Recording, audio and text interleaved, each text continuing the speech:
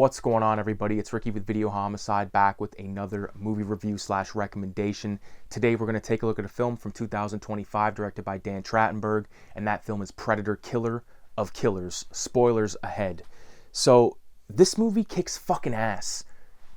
When I was watching it the whole time, I'm like, you know what this would be a sick fucking double feature with? Is heavy metal.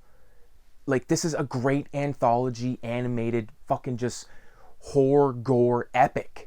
I love this movie, man. If you've not, seen the movie Prey from 2022, which has the same director as this film in question, definitely check that one out, because that one puts it in like native tribal times, where this young warrior chick goes against a predator, and it's very much, what needed to be done in this franchise, I think. So, with me, like, I love the first Predator, I love Predator 2, I love Prey. The rest of them, not really a big fan of, but this new one, man, holy shit. So we've got 3 stories, and then we've got the wraparound, and the 3 stories go as followed. There's a Viking warlord chick, there's a samurai dude, and there's a World War II pilot, okay? And they all interact with predators in different ways, and each segment in this film is named after sort of what they used to defeat the predator. So one of them was a shield, one of them was a sword, and the last one was a bullet, which I thought was a very clever way of how they sort of, made that make sense.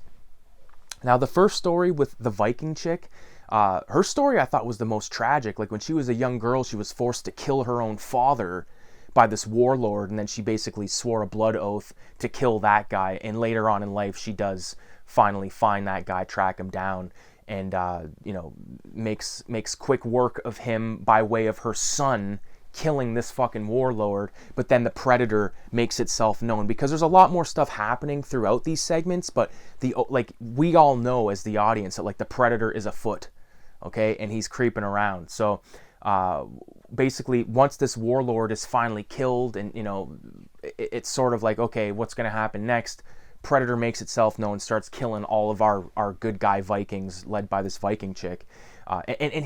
This guy, like, all these dudes on her team are like kicking ass, just total fucking badasses. But then as soon as the predator comes along, they're nothing but like stormtroopers, and they're just like, fucking heads flying off, necks getting cut, bodies cut in half, blood's flying. Like, for an animated film on Disney, like, this is a fucking gory, graphic ass movie, and I respect them for it. I respect them for letting these guys go as hardcore as they did. So the thing I liked most about this Viking thing was the sort of underwater battle between the predator and this Viking chick. And it's just, usually I don't really go in for like CG stuff, but like, if the whole movie is CG, I feel like that's different.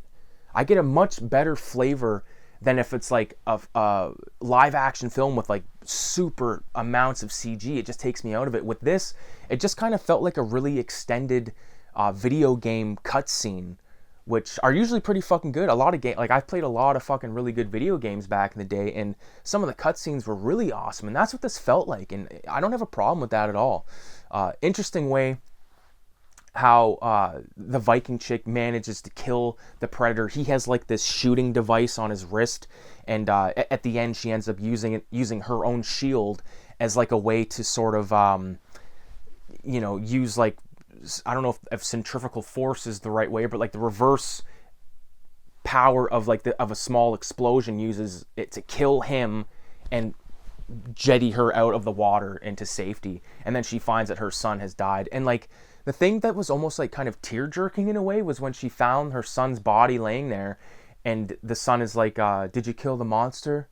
And then, like, he dies. And like, because there's like a bit of innocence when you think of like these old-timey things like Vikings with like an alien. Like, they don't know any better. Like, they think it is a monster. In the samurai one, they call it a demon.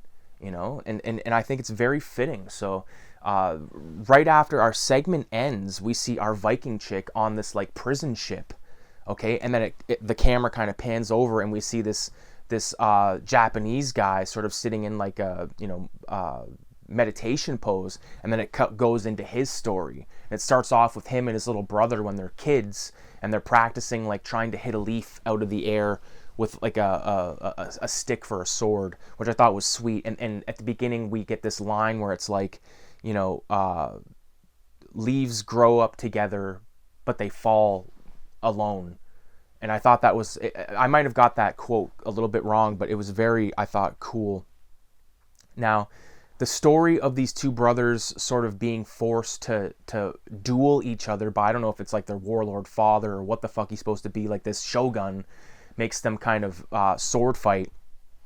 They end up getting a little bit of a sword fight, and the one brother's sort of disgraced and goes off and becomes a ninja. All right, and 20 years pass, and the warlord guy dies, and the two brothers are sort of reunited, and like they have this really epic, fight scene throughout this pagoda or this building, and he like basically when they were kids, the one brother had cut the other one's face, so then the ninja guy just kind of came back to cut his brother's face, and then boom, that's when our predator makes himself known, and it's an epic fucking fight throughout like these building rooftops, and shit's just going crazy, man. One thing I forgot to mention is like the use of the green blood on stuff, like the neon green blood the predator gives out. So badass looking. I thought it was great. Like the green blood on the katanas and stuff just looked really sweet. So the predator kills a lot of these bodyguards, I guess, for the shogun, and it ends up just being our two brothers versus this predator. And at the end of their fight against this predator, they use sort of the leaf concept, like a leaf falls from the tree and lands on the predator, but he's like invisible, and they race to it and they cut his ass open and his ass gets killed. And then we have a beautiful scene with the two brothers sitting, looking at this sunset when one of them's dying, and then that quote gets said again about like the fall, leaves grow together but they fall alone. And he's the one brother pulled like a total doughboy from Boys in the Hood. He's like, you still got one brother left, man. Actually, it was Trey that said that. But really enjoyed that one. And then of course, Predator, boom, captures our dude, sends his ass to prison, and then we enter our final story, which I think my favorite one was the samurai one, but the third one is a close second. We've got this World War II pilot. He's this young kid. He's actually voiced by one of the guys that was in Coach Carter, which I thought was pretty crazy. But and one of the other characters in this segment is voiced by Michael Biehn, who of course was in Aliens, fucking Terminator 1. He was in the movie Strapped, which I love. He's in tons of excellent films. But this kid gets drafted into World War II. He's in the Pacific. He's in the Pacific working on his plane on this cruise ship, or not cruise ship, but like this warship. And shit hits the fan. This guy, one of the pilots comes onto the plane, says all this crazy stuff. There's hooks in the sky and all this stuff. And so all of the Americans hop in their planes. They go out. They shoot down some Japanese bombers, and then the Predator ship makes itself known. It's more of a dogfight episode. It's not so much like hand-to-hand combat. Like, this is all dogfight stuff. Now, the thing that's interesting is, like I said in the beginning, the first segment, the shield. The second one is the sword, and then the third one is called the Bullet. And the name of the pilot's plane is Bullet, which I loved. And like, he had this moment before he got drafted where his dad's helping him work on this truck, and he's like, you flooded it or whatever. And that's sort of used time and time again, and I thought that was really cool. He had the photo of his dad on the dash of his plane, and really cool stuff. I love the way that Predator looked in the third segment. I thought he looked really fucking cool. They all looked cool, but this one really looked badass. And he ends up killing the Predator, so he thinks at the end. He ends up he flies his plane through through the Japanese fucking I don't know what you would call it, but there's a bunch of Japanese boats fighting and stuff, and he's flying through it, and then the Predator plane gets all shot to shit.